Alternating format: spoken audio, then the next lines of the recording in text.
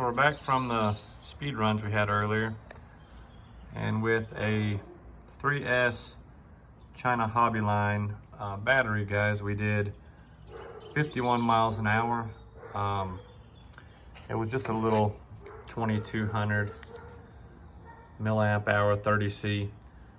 So I have some on order that are going to be a little better than that, so hopefully we can get some better speeds out of it. But now we're going to take the motor out and change some gearing around and see if with that same battery on 3S we can get this thing to go any faster.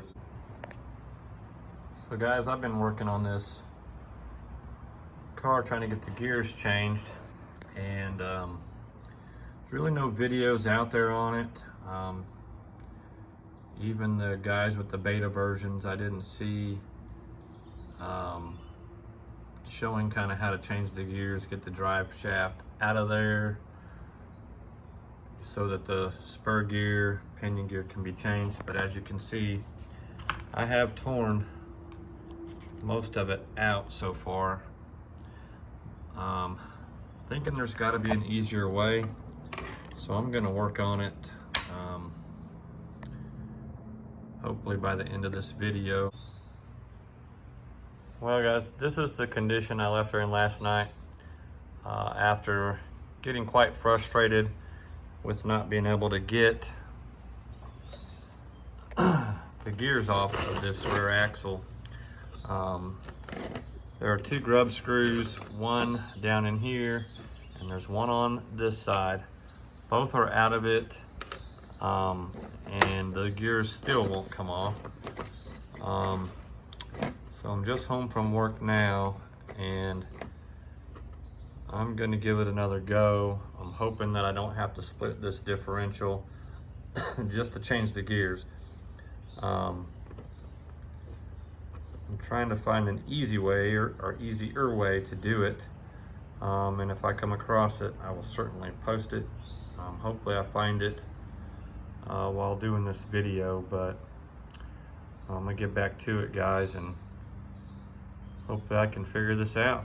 I don't find any other videos on it online, so it must be a guarded secret by Rlaarlo. I'm not sure. So I finally got it apart, guys, and it looks like quite literally the only way to do this is to remove the whole entire back assembly to get this off. Now, this cup is attached on the end here, and at least on mine it didn't want to come off, so I had to grab a pair of channel locks, you know, not trying to damage the cup, and pull. Had to pull quite forcefully for it to come off. So keep that in mind when you pull that off. The next thing is this little bearing here, and on mine it also didn't want to come off. So I ended up having to take this little wrench, put it on here, and kind of just tap it until the bearing finally came off, which then your gear and the gear carrier comes off, and you can take the 4 little bolts off that undo the gear. So not an easy deal, especially when you have the solid drive shaft. So the one-piece drive shaft,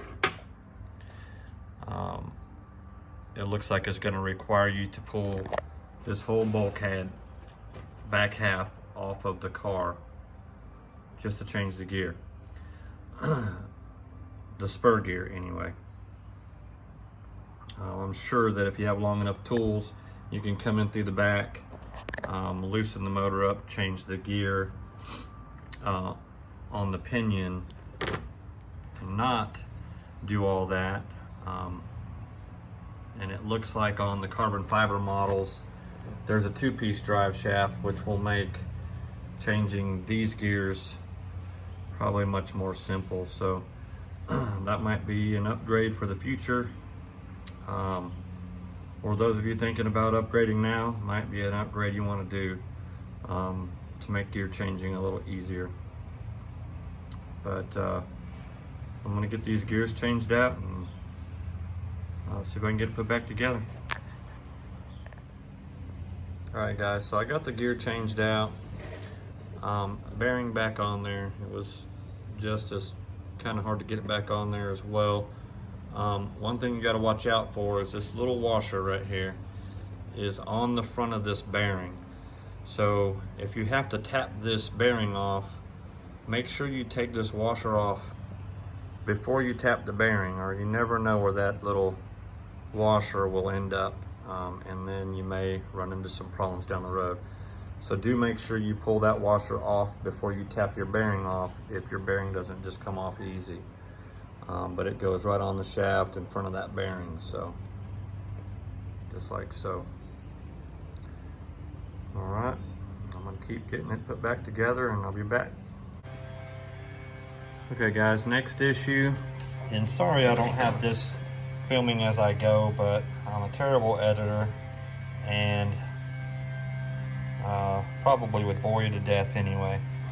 Anyhow, the next issue is going to be, if you try to do the smaller gear here with the largest gear on your pinion, the motor will not get close enough. So your best bet would be to go to the next size up as far as this gear goes, or you're going to have to modify this motor mount so that those screws will go down a little bit further, Dremel tool or what have you. So I'm going to take mine apart and probably do that so that I can get it put back together. There you go. All right guys, so I pulled it back apart, and as you can see, I've ground down some of this motor mount to hopefully get that gear close enough. Took the Dremel tool and just kind of whittled it out. That side don't look great, but hopefully that'll be enough to get the gears to mesh. I'll put it back together and see. Okay guys, there it is, back together. They do appear to be meshing now.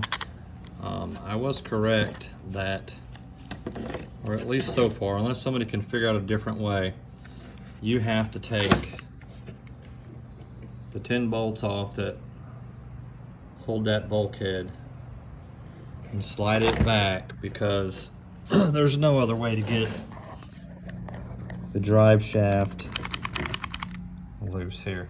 So taking that off, trying to get the motor off and all those things just got me aggravated last night, and hopefully this will save you guys some aggravation. Shouldn't even have to take the wing and all this stuff off like I did if you just remove the rear bulkhead. If you have the aluminum version with a one-piece drive shaft, looks like it's going to be the easiest way to change the gears.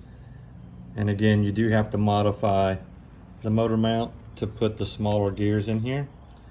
So if you don't want to do that, or you don't have the tools to do that, use the second largest gear, which is this one here, and then you should have plenty of adjustment there to get the gears to mesh. I'm hoping I took enough off to make it work. This gear looks plastic, the pinion gear, but it is actually metal. Okay guys, she's all back together, got the gears in there, got it all put back together, the rear end back on. Gears are meshing.